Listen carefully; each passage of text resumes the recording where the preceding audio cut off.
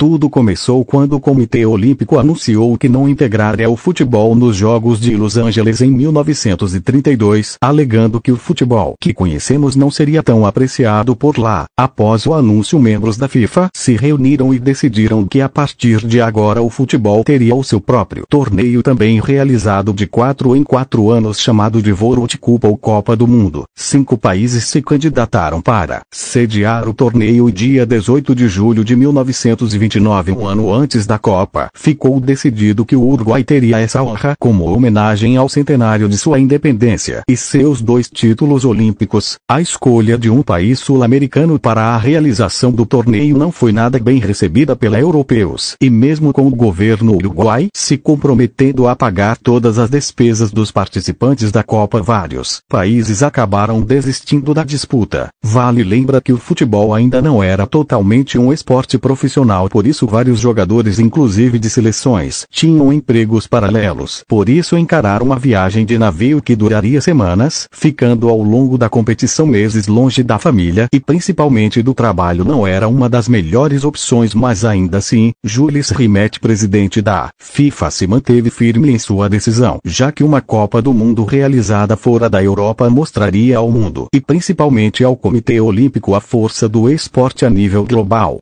Com a resistência dos europeus, foram convidadas todas as seleções filiadas à FIFA para o torneio, e digamos que demorou um pouco para se definir logo, pois o número de participantes e o regulamento da Copa só foi decidido semanas antes do seu início, enquanto Jules Rimet e outros dirigentes chegavam ao Uruguai. A França, que detinha o presidente da FIFA, foi a primeira seleção europeia a confirmar a sua participação. Logo em seguida, Romênia e Bélgica, italianos e espanhóis chegaram a confirmar a sua participação, mas não embarcaram, e quase em cima da hora a Iugoslávia completou o time de europeus. Já os sul-americanos participaram em peso o Brasil, Argentina, Peru, Bolívia, Chile, Paraguai e claro o Uruguai se inscreveram, completando a lista. México e Estados Unidos também confirmaram sua viagem para o sul para a realização da Copa. O governo uruguaio iniciou a construção do lendário Estádio Centenário, que ficou pronta durante a competição e foi o palco da final. Já Jules Rimet, que encomendou do artista Abel Lafleur o cobiçado troféu do torneio, a taça Jules Rimet, composta por nada menos que 4 quilos de ouro maciço, o que custou aos cofres da FIFA na época 1.800 libras. Bom, mas é o Brasil. Pelo fato do esporte já ter grande influência na vida das pessoas, jornais tratavam o torneio com enorme euforia, e ainda que na época Uruguai e Argentina fossem mais tradicionais do futebol do que o Brasil, a expectativa era de vitória. Como sempre, assim ficou decidido na CBD que paulistas e cariocas formaria a seleção que operaria Jules Rimet do Uruguai, ou pelo menos quase isso era nítido para os jornais da época que os melhores jogadores do país estavam nesses 2 estados. Porém, a rivalidade entre São Paulo e Rio parecia ser maior do que a própria seleção. Vale lembrar que na época não tínhamos um campeonato nacional de clubes, apenas estaduais, algo que aumentava ainda mais a rivalidade entre os estados, pois cada um queria provar para o outro que era melhor, e claro que essa rixa também era comprada por torcedores, jogadores e veículos da imprensa. Então era meio óbvio que uma reunião entre paulistas e cariocas tinha chance de não acabar bem após desavenças entre jogadores, federações estaduais, torcedores e principalmente jornais locais. Optou por convocar apenas jogadores cariocas para não causar ainda mais confusão dentro das seleções, o que enfureceu os jornais paulistas, que começaram a desdenhar da seleção brasileira, afirmando que sem os jogadores do estado de São Paulo passariam por vexame. Enfim, até aqui muita confusão e pouco futebol. Então vamos a bola rolando. As 13 seleções que formaram o torneio acabaram sendo divididas em 4 grupos, onde o primeiro colocado de cada avançaria para as semifinais. No dia 13 de julho de 1930, as partidas entre França e México, Bélgica e Estados Unidos abriram a competição, e coube ao francês Lucien Laurent aos 19 minutos marcar o primeiro gol na história da Copa. No segundo dia de torneio, Treguinho, jogador do Fluminense, marcou o primeiro gol brasileiro em Copas, porém quem acabou vencendo foi Iugoslávia, uma notícia que aos chegar por telegrama no Brasil entristeceu os cariocas e alegrou os paulistas. Inclusive vários jornais optaram por dar notícia que o Brasil havia vencido a Iugoslávia por 2-1, tremendo que a população se rebelasse, mas não adiantou muito, pois logo depois as mentiras foram desmentidas. Aliás, a formas de transmissão dessa Copa deixa evidente como a nossa tecnologia evoluiu, apesar de haver cinegrafistas no campo documentando o torneio. A televisão ao vivo era uma mídia muito distante daquela realidade, e apesar do rádio já existir, ele só foi difundido anos depois. Então a forma mais eficiente do torcedor saber o que estava acontecendo em campo era ficar em volta de praças ou frente à sede do jornal, esperando operadores de telégrafos receberem notícias sobre a partida e repassar aos torcedores. Voltando aos jogos, outro confronto da primeira fase que merece destaque foi a estreia uruguaia, onde mais de 80 mil torcedores, praticamente metade da população de Montevideo na época, acompanharam a vitória de 1-0 sobre o Peru na inauguração do Estádio Centenário. O jogo entre a Argentina e México também teve um fato curioso, o que mostra toda a falta de profissionalismo do esporte na época. O jogador Manuel Ferreira, titular da Argentina, teve de se retirar da partida, pois no mesmo dia tinha uma prova de faculdade. Quem entrou no seu lugar foi Guilherme Stabile, que fez 3 gols na ocasião e terminou a Copa como artilheiro. E nesse mesmo jogo, Salcedo, treinador da Bolívia na Copa, apitou o jogo pela falta de um árbitro credenciado na segunda partida do Brasil. Ele foi bem, venceu de 4-0 contra a Bolívia, algo que não evitou a sua desclassificação precoce. Terminada a fase de grupo, foram classificados Estados Unidos, Argentina, Iugoslávia e México. Foram à reta final por sorteio. Argentina e Uruguai venceram seus confrontos facilmente e se prepararam para a primeira final da história da Copa. Digamos que o clima entre os dois países nunca foi tão amigável durante o torneio. Além de pessimamente recebidos no Uruguai, os argentinos buscavam uma revanche da final dos Jogos Olímpicos de Amsterdã em 1928. O clima de guerra entre as seleções chegou ao ápice quando, momentos antes da grande final, temendo algum tipo de trapaça, os uruguaios exigiram que as bolas da final fossem bolas fabricadas no Uruguai, já que a fornecedora oficial era a Argentina. Coube ao árbitro belga Jean Langenos tomar a decisão mais sensata. No primeiro tempo se utilizaria a bola argentina e no segundo a uruguaia. O primeiro tempo terminou com vitória dos argentinos por 2-1 e no segundo tempo, com a bola uruguaia, a dos celestes viraram o jogo, sagrando-se os primeiros campeões da Copa do Mundo. Apesar da falta de organização, recusa dos europeus, dificuldades com a comunicação e a locomoção, você está redondamente enganado se pensa que a primeira Copa do Mundo foi um fracasso. Jules Rimet conseguiu o que queria, provou ao mundo que o futebol não era propriedade de alguns e sim de todo que o amavam, e dessa forma estreitou distâncias e ajudou a tornar o esporte mais forte e mais próximo do profissionalismo. Em 1930, não tivemos uma disputa pelo terceiro lugar, que acabou sendo definido pela pontuação total das seleções, mas houve uma eleição para o time do campeonato. Nos destaques do evento, o brasileiro Fausto acabou como o único representante na equipe, pois há um esquema tático da época que era 2 zagueiros e 5 atacantes, não está invertido não. E temos o artilheiro e o melhor jogador, Giuseppe Meazza, e o time do campeonato com os destaques de cada área, sendo zagueiro, atacante, goleiro e assim por diante. Sobre curiosidades, vamos começar falando sobre o peso das Olimpíadas e a escolha do país sede. Um dos fatores que pesou na escolha do Uruguai como sede da Copa do Mundo de 1930 foi o desempenho da seleção celeste nas 2 últimas Olimpíadas. Empolgados com a medalha de ouro nos Jogos de 1924 e 1928, os uruguaios não mediram esforço para sediar o evento. Insatisfeitos com a escolha da FIFA, mesmo com a boa vontade dos anfitriões, muitos países europeus abdicaram da disputa. Várias pessoas consideraram o Uruguai tetracampeão mundial, já que até 1928 a Olimpíada era o principal torneio de futebol entre seleções. Prova disso é que no escudo da camisa do Uruguai consta 4 estrelas alusivas aos títulos de 24, 28, 30 e 50. A viagem. Em 1930, não havia linhas regulares de transporte aéreo entre Europa e América do Sul.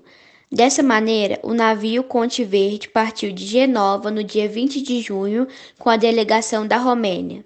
Na primeira parada, no sul da França, embarcaram a seleção local e a comitiva da FIFA.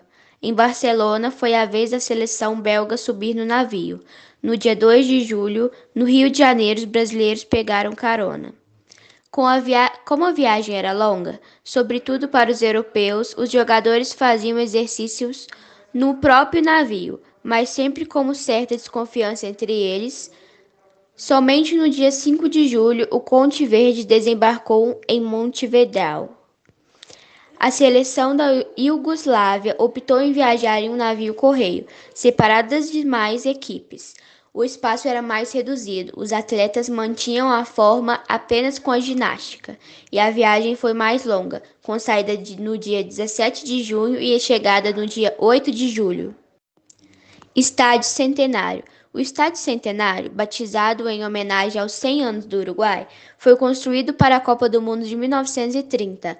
A princípio foi projetado para receber 102 mil pessoas, mas para agilizar a construção da obra, que já estava atrasada, a capacidade foi reduzida para 70 mil espectadores.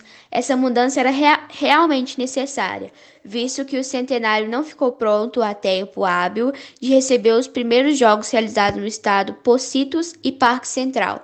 No entanto, ao contrário de alguns prognósticos, foi durante a fase de grupo, recebendo inclusive as semifinais e a final entre Uruguai e Argentina.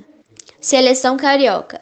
O Brasil já havia ganhado 2 Copas Américas, em 1919 e 1922, e poderia ser colocado como uma das seleções favoritas a vencer aquele Mundial. Mas um imbróglio entre CBD, com sede no Rio de Janeiro, e APEA, sediada em São Paulo, culminou em uma grande perda para a seleção brasileira. Somente jogadores que atuavam por clubes cariocas foram convidados para representar o Brasil na Copa do Mundo de 1930. A exceção fica por conta de Araquém Patusca se renovar com o Santos, e por isso, sem vínculo com a APEA, o jogador assinou um contrato fantasma com o Flamengo para disputar um Mundial. Reza a lenda que a rivalidade entre cariocas e paulistas foi tão descabida que uma multidão reuniu-se em frente aos jornais de São Paulo para comemorar a derrota e a eliminação do Brasil para a Iugoslávia. A seleção brasileira, carioca, não passou para a fase de grupos. Manco.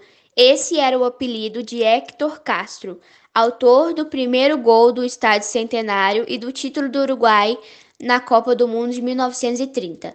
Manco em espanhol significa maneta. O atacante uruguaio perdeu a mão direita em um acidente com a serra elétrica, quando ainda era criança e trabalhava como auxiliar de carpinteiro.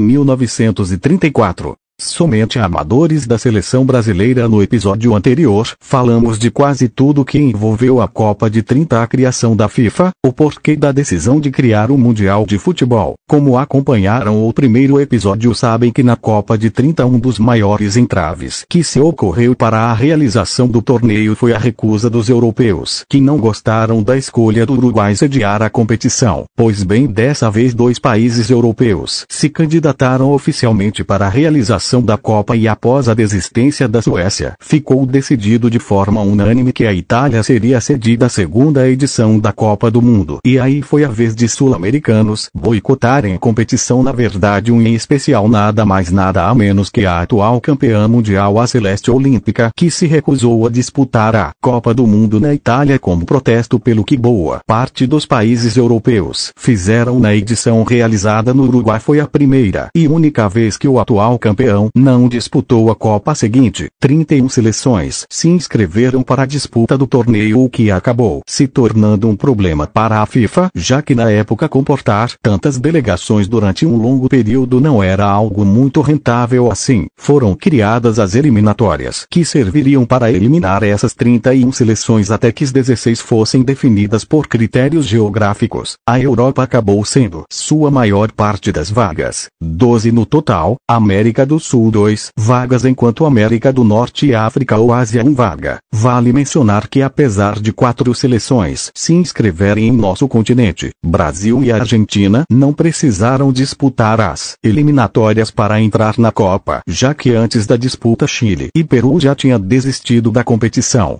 3 estádios foram construídos especialmente para a competição, totalizando 8 estádios, superando o número de 3 utilizados na Copa anterior. Aliás, a Itália, governada pelo ditador Mussolini, não economizou gastos na realização do torneio, investindo algo em torno de 3,5 milhões de liras italianas na época, e não foi somente em infraestrutura que a ditadura italiana, assim como Hitler faria nas Olimpíadas de Berlim em 1936, Mussolini procurou garantir de qualquer maneira que os italianos ganhassem o torneio para que o mesmo pudesse usar os resultados desportivos como propaganda política da sua forma de governo. A primeira medida foi convocar Vittorio Pozzo para treinar a esquadra azurra, já que o mesmo havia obtido sucesso anteriormente na seleção, além de passagens vitoriosas por Milão e Torino. Mussolini deu a ele o amigável recado: vencer ou arcar com as consequências. Outra medida da partida do ditador para fortalecer os italianos na Copa foi buscar na América do Sul os jogadores de destaque e com descendência italiana, assim os argentinos Atílio De Maria, Luiz Monte, Raimundo Orsi e Henrique Guaita, juntamente com o brasileiro Filó, filhos de italianos, acabaram se naturalizando e disputando a Copa de 34 pela seleção italiana. Bom, agora vai a pergunta clássica: e o Brasil?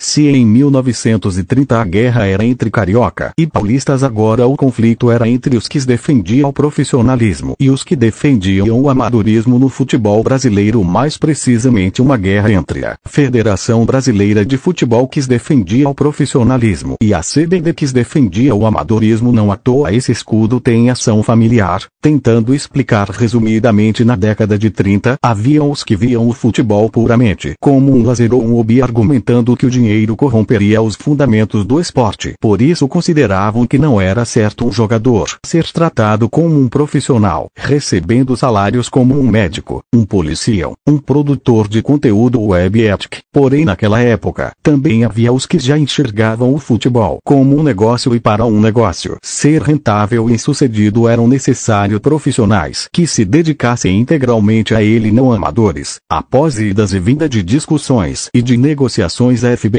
bateu o pé, mandando um ultimato à CBD que só seriam cedidos jogadores profissionais para a Copa da Itália caso a profissionalização do futebol fosse regulamentada no Brasil, e após mais tentativas frustradas para a negociação, a CBD recuou, anunciando uma convocação repleta de jogadores amadores. Apesar do amadorismo presente na seleção brasileira, a CBD, negociando o pagamento diretamente com os jogadores, conseguiu trazer alguns profissionais para o grupo de convocados, entre eles o Diamante Negro Leônidas da Silva, que naquela altura já atuava profissionalmente pelo Vasco da Gama. Mas voltando para a bola rolando, estavam definidas após as eliminatórias as 16 seleções que disputariam a Copa de 1934, e ao contrário do que foi na edição de 30 no Uruguai, ficou decidido que o formato de disputa não seria como uma fase de grupos, mas fim dos jogos únicos de mata-mata. A imprensa futebolística da época destacava 3 seleções como principais favoritos: a Itália por ser a sede e contar com a lenda Giuseppe Meazza, Espanha por conter a base fortíssima que na época ainda não se chamava Real Madrid, e a seleção Áustria, que era considerada a seleção mais técnica da época. Passando para as quartas de finais, restaram somente os europeus, passando para a semifinal Itália, Áustria, Alemanha e Tchecoslováquia, onde Itália e Tchecoslováquia abateram seus adversários, definindo a final da Copa de 1934 a grande final colocou frente a frente os dois grandes nomes daquela Copa, Giuseppe Meazza e Odysseas Gedli, que terminaria a competição como artilheiro com 5 gols. E momento da grande final, o pacífico ditador italiano mandou o seguinte para os céus: jogadores, vitória ou morte. E digamos que os orifícios anais dos 11 italianos que foram a campo começaram a ficar um pouco mais apertados quando Antônio Pucca, aos 21 minutos do segundo tempo, abriu o placar para a Tchecoslováquia, restando menos de 10 minutos para o fim do jogo, enquanto algum coveiro começa os seus trabalhos nas proximidades do estádio Giovanni Ferrari. Após dominar com o braço, passou para Raimundo Orsi a driblar o defensor e empatar para a fúria dos jogadores tchecos. E na prorrogação, Ângelo Schiavio fez um gol que lançou ao mundo do futebol uma das maiores potências em Copas, apesar das polêmicas que tivemos nessa Copa.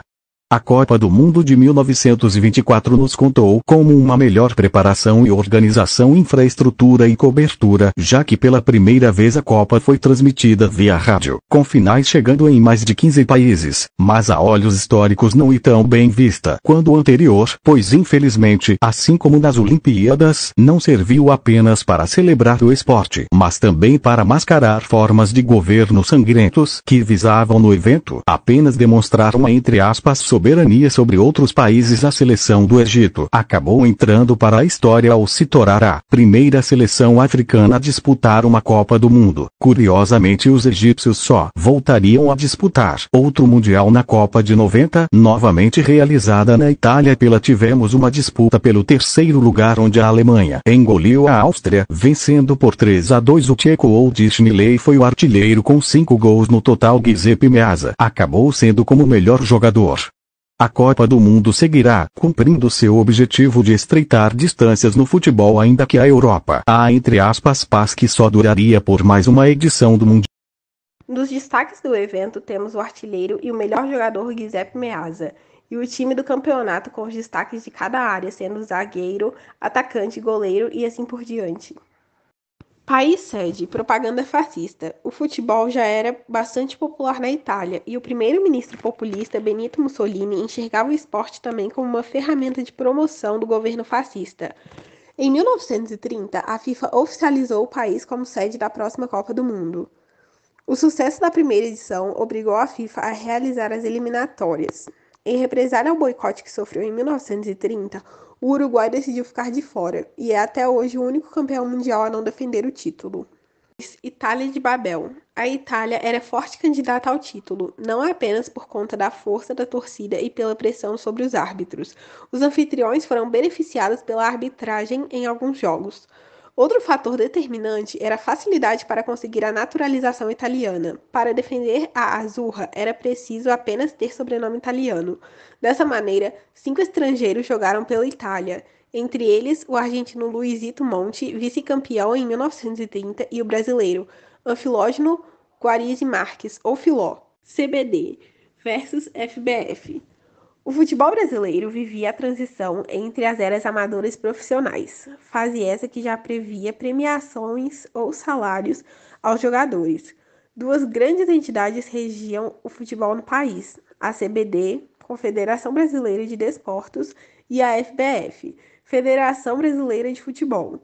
No entanto, a FIFA reconhecia apenas a CBD, apesar de a maioria dos grandes clubes brasileiros estarem filiados à FBF. O Botafogo ainda vivia no amadorismo e, por isso, o dirigente Carlito Rocha foi indicado para montar a seleção.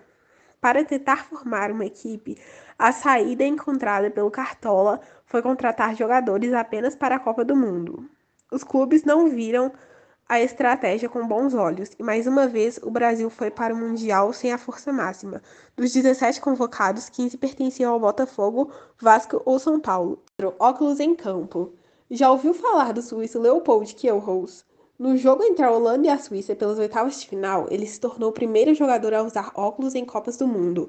E o acessório trouxe sorte. O atacante marcou 2 gols na vitória de 3-2 de sua seleção. Ele ainda balançaria as redes outra vez nesse Mundial. Foi na derrota da Suíça para a Tchecoslováquia nas quartas de final. Copa do Mundo ou Eurocopa? A Copa do Mundo de 1934 teve cara de Eurocopa.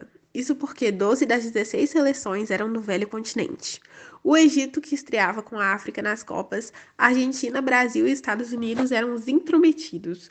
No entanto, logo na primeira fase, oitavas de final, as 4 seleções de fora da Europa foram eliminadas. Nunca mais em Copas do Mundo houve uma quartas de final com representantes de um único continente. 1934 a 1944. GV, em São Paulo, Januário para Comunicados aos Trabalhadores, unindo o pólio e o sagrado, Getúlio Vargas teve nos estádios de futebol um dos principais palcos de sua ligação com os trabalhadores do Brasil. Nas festas de 1º de maio, discursando das tribunas de honra em frente ao microfone que levava sua voz a todo o Brasil e até o exterior em retransmissão do DIP. Vargas utilizava-se do capital simbólico dos estádios para se aproximar das classes populares, que tinham no esporte um de seus principais elementos de lazer. O primeiro dia do trabalho celebrado em um estádio de futebol ocorreu no ano de 1940. A partir de 1938, o governo Estado novista vai se apropriando da data. Naquele ano, em uma solenidade no Palácio Guanabara, Vargas assinou o decreto-lei que previa a criação do salário mínimo, que seria decretado em 1940. E outro que dava intenção de impostos na compra e construção de casas a operários. Em 1939, realizado um evento de maior porte junto ao Palácio de Trabalho no Rio de Janeiro, então a capital federal. De acordo com o Jornal do Brasil, cerca de 100 mil pessoas se reuniram na esplanada do Castelo e ouviram os pronunciamentos do ministro do Trabalho, Valdemar Falcão, seguido pelo de Getúlio. Nesse ano, é criada a Justiça do Trabalho e é anunciada a instituição de refeitórios populares a escolas de aperfeiçoamento profissional. A festa já apresentava sinais de grandeza, mas no ano seguinte ela atingiria níveis ainda mais altos. Em 1940, a festa do 1º de maio é levada para o estádio de São Januário. Cerca de 40 mil pessoas se deslocam para o estádio de São Januário em bondes e ônibus gratuitos de linhas especialmente montadas para o evento. O evento se inicia às 15 horas com a entrada triunfal de Vargas em carro aberto, dando uma volta olímpica no campo, saudando o público presente. Depois, o discurso do ministro de Trabalho, Valdemar Falcão, foi seguida pela apresentação do Canção do Trabalhador, cantada por Carlos Galhardo, uma das maiores estrelas do rádio da época. Muitas outras cerimônias se seguiram até o discurso de Getúlio. Nele, o presidente decreta finalmente o salário mínimo, assinando o decreto-lei em pleno estádio, juntamente com Valdemar Falcão. Logo depois, Vargas deixa o estádio e o programa tem continuidade. Em 1941, São Januário é mais uma vez o palco das principais celebrações do 1º de maio. Às 15 horas, Getúlio adentrava mais uma vez o gramado do estádio em carro aberto, sob grande ovação. Após a execução de O Guarani pela Orquestra Sinfônica do Sindicato dos Músicos do Rio de Janeiro, teve início um desfile de atletas operários, com seus respectivos uniformes de ofício. Seguem-se demonstrações atléticas de grupos militares e uma performance de bailarinos no Teatro Municipal. Logo depois, Valdemar Falcão faz seu último discurso do Dia do Trabalho como ministro do Trabalho Industrial e Comércio. Getúlio Vargas profere então seu discurso instituindo a Justiça do Trabalho anunciada exatamente 2 anos antes. Logo depois, Vargas se retira do estádio juntamente com os seus ministros, dando mais uma volta junto ao campo em carro aberto, saudando a multidão. Nesse ano, as festas continuaram após a saída do presidente com a realização de um jogo entre selecionados de atletas profissionais de times da Zona Sul contra os times da Zona Norte da cidade. O jogo terminaria com a vitória por 6-5 do selecionado Zona Sul. As equipes eram formadas Zona Sul: Maia Fluminense, Norival Fluminense e Machado Fluminense. Laxixa, Botafogo, Jocelino Flamengo, Jaime Flamengo, OG Fluminense e Afocinho Fluminense. Sá Amorim, Zizinho Flamengo, Carvalho Leite, Botafogo, Nandinho Flamengo, Tim Fluminense e Hércules Fluminense. Zona Norte, Chiquinho Vasco, Francisco Bom Sucesso, Jal Vasco e Florindo Vasco. Osvaldo Vasco, Otacílio Madureira, Bibi Bom Sucesso e Agemiro Vasco. Lula Bangu, Lelé Madureira, Isaías Madureira, Jair Madureira e Orlando Vasco. O 1º de maio de 1942 foi marcado pela ausência de Getúlio Vargas das festivas. O presidente sofreu um acidente de automóvel quando se encaminhava para o Rio de Janeiro de Petrópolis, a fim de participar das comemorações no estádio. A festa prosseguiu sem Vargas, ainda que não tivesse o mesmo tom. As festas nesse ano tiveram grande participação militar, tendo em vista a mobilização das Forças Armadas brasileiras que se preparavam para entrar na Segunda Guerra Mundial. O ano de 1943 varia a comemoração cívica do 1º de maio, ser realizada novamente na esplanada do Castelo, no centro da cidade. Em 1944, as festas se dariam no estádio do Pacaembu,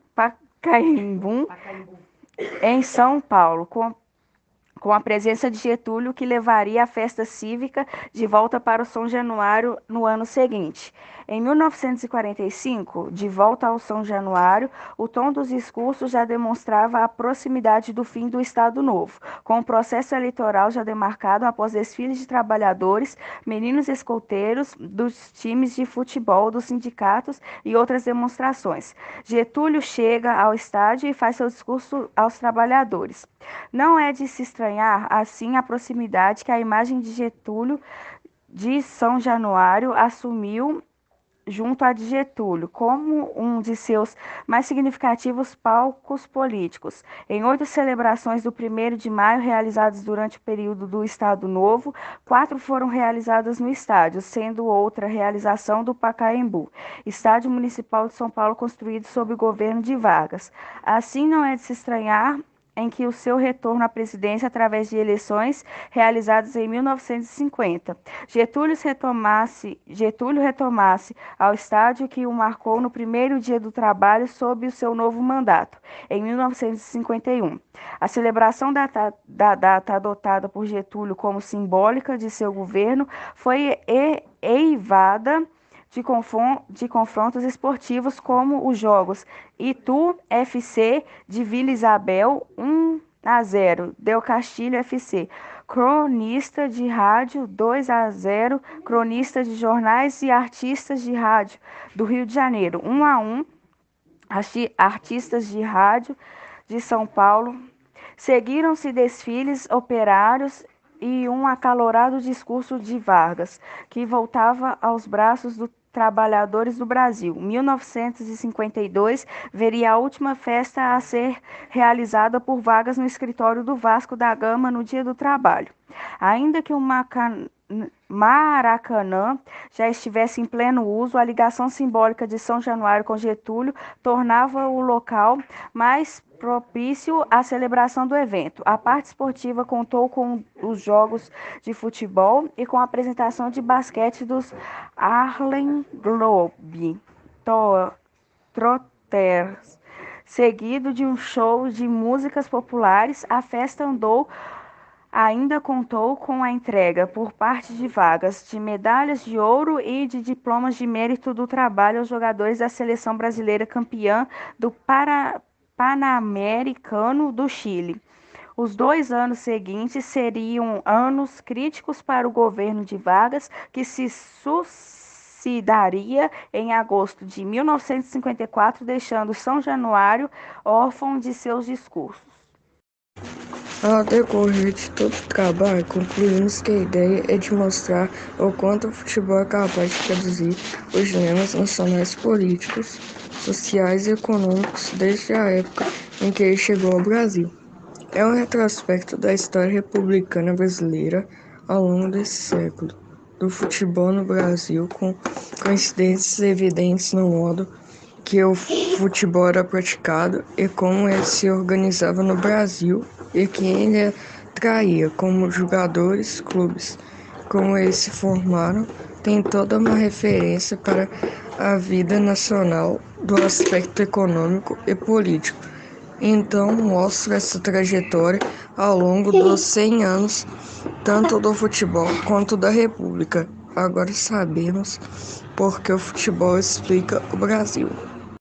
Porque todas as transformações que o Brasil passou nos últimos 100 anos na história da República podem ser explicadas pelas mesmas transformações pelos quais o futebol passou no mesmo período. Todos os dilemas sociais e todas as expectativas que o brasileiro tem sobre si mesmo e sobre o país que está fazendo estão refletir o brasileiro no campo. De esporte de elite a entretenimento das massas, do amadorismo ao profissionalismo, dos salários modestos à globalização e exportação, o uso político do esporte e o uso da política pelo esporte. Quando se estuda o futebol no Brasil, não se fala só de um jogo, mas da própria história do país, emaranhada com a evolução nas 4 linhas do campo. Não é difícil imaginar a força desse esporte em reunir multidões e provocar reações surpreendentes em todo tipo de gente, de autoridades até o homem mais comum. O futebol sempre serviu como um instrumento de análise, de comportamento e até de plano de fundo para os períodos mais irregulares da nossa história. Lembrando que Getúlio Vargas também precisou do futebol. O populismo do Estado Novo também se entregou aos encantos do esporte. É que um líder bem conhecido como o pai do esporte, que inventou o tapinha nas costas, sempre precisou de uma forcinha dos massas. O jornalista e historiador Marcus Gutermann mostra a trajetória do futebol no país, desde sua chegada da Inglaterra, a formação dos primeiros clubes, os craques, os grandes fracassos e suas peculiaridades. O livro narra os acontecimentos do último século no Brasil, mas principalmente mostra como a política, economia e sociedade e futebol estão muito mais associados do que costumávamos imaginar. Assim, o esporte mais popular do mundo, se lido corretamente, consegue explicar o Brasil. O futebol é muito mais amplo que um eventual jogo de poder entre uma ditadura de ocasião e um treinador é uma coisa muito mais superior que isso.